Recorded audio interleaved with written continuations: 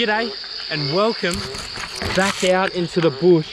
It's been raining non-stop for the past couple days, and as you can hear around me, this has created the perfect conditions for frogs to breed and be moving around. So tonight I'm going to be going to a couple different locations, each with their own completely unique frog habitats, and I'll be trying to find as many frog species as I possibly can.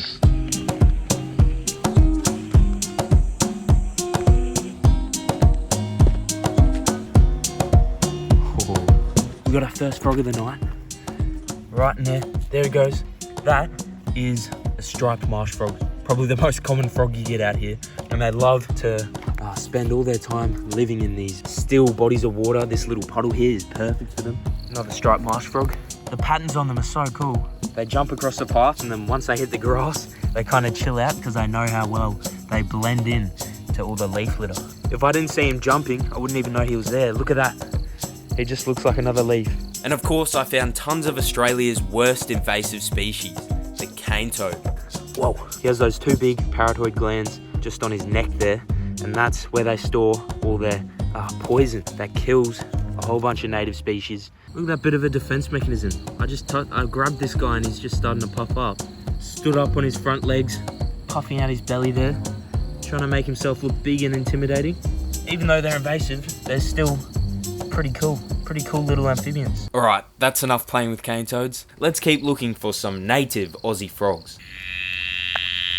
Listen to that. Oh, I see it. Right in there. I think that's a little graceful tree frog. Another pretty common species here, but still a cool find. It's only the males that call. So that one there is a male, and there'd be a bunch of other females around. Look at that. That's why all the males are calling tonight, to try and get some action. And if the graceful tree frogs are breeding, it also means that a whole stack of other frog species are out and about breeding as well. Listen to the amount of frogs in this tree line over here. You can hear it from all the way up the road. I'm surprised we haven't seen one of these guys yet. That, of course, is a beautiful green tree frog. It's so weird to see him out in the middle of this friggin' paddock here. We'll see a lot more of those guys later. I can almost guarantee it. Oh my god! Oh my god, look at this. Straight away, two green tree frogs mating. Another tree frog up here. Look at that one. It's a bit reddish, kind of brown. What? Oh my god.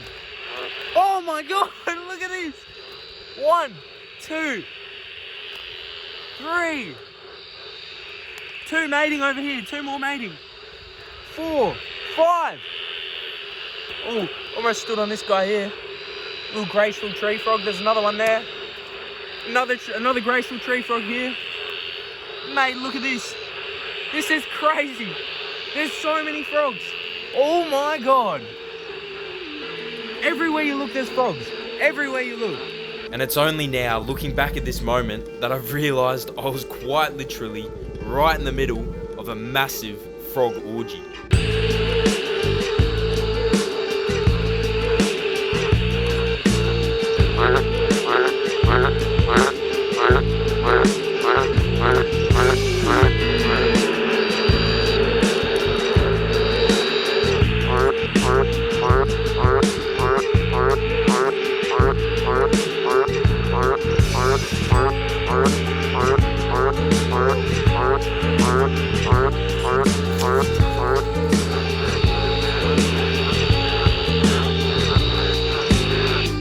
Look at this guy. We've got a male tree frog up in this tree here. Pretty fitting, a tree frog in a tree, but he's actually using this bit of height to his advantage. A female frog will mate with the loudest call. So if he's up there, his call will radiate across this bit of bush much more effectively than if he was down on the ground, for instance. Mate, all the frogs are calling, all the frogs are ready to mate, which is great for this ecosystem. Leaving the breeding pool of tree frogs behind, I headed to the final habitat of location number 1, the Melaleuca swamp. A lot of your eastern sedge frogs really love these reeds. They love to sit on them.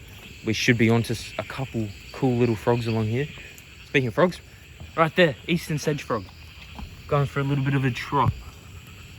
How cool is that? They come in a variety of different whoa, different colors. You get green, super bright green ones like that, and you also get some darker brown colored ones. You've got another dwarf tree frog. They're the smallest frog species you get out here. Miniature green tree frog, essentially. And there's so many around. We finally got what I was looking for. That there is a male Tyler's tree frog. We interrupted him, he was calling. How cool is that guy? They're also called southern laughing tree frogs. And that's because their call sounds a lot like laughter. You can actually hear it in the distance. That little cackle, that's these guys. So many different types of tree frogs out here. But as we move into different kind of habitats, we'll start seeing some other types of frogs. All right, let's keep going. And so it was time to head to location number 2.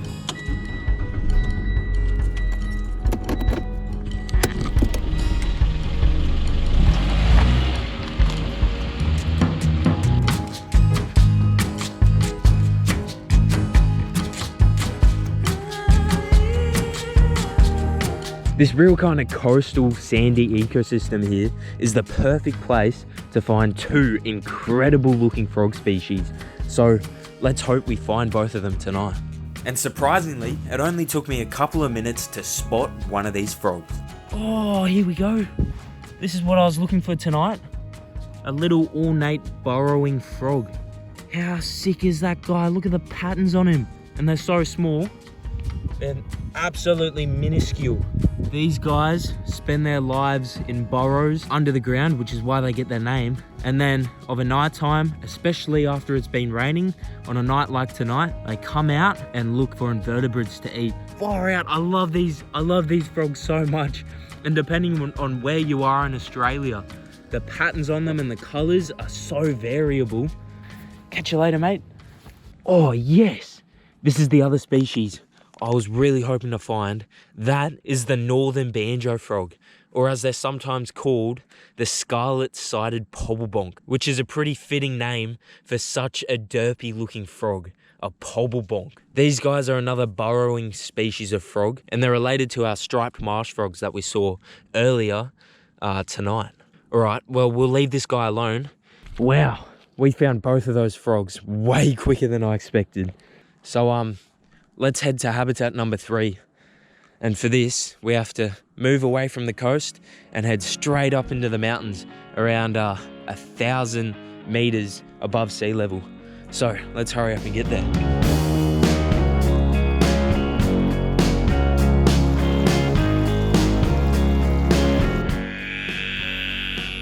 We're not even 2 minutes into the walk and you can already hear frogs all in this stream over here.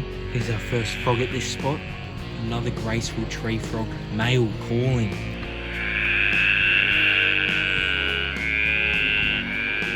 This is what I've been looking for. That might look a little bit like, whoa! He's somewhere in here, let's see if we can find him. Oh, here we go. Yes, we've got another great barred frog. This one's being nice and sitting still for us. You can see how good their camouflage is. Just look at that. The shape of its body, down to the colors and patterns, it's identical to all these leaves around it. Man, I absolutely love these frogs. These are the most common Mixophyes species or barred frog species on the east coast of Australia, well, central east coast at least. That's our first proper rainforest frog species, and there should be a couple more species around here. Hopefully we come across them. Yes, we've got another species of frog. I'm pretty sure that is a Stony Creek frog. A big female. The females are bigger than the males. The males are tiny little yellow looking frogs. Ah, here we go.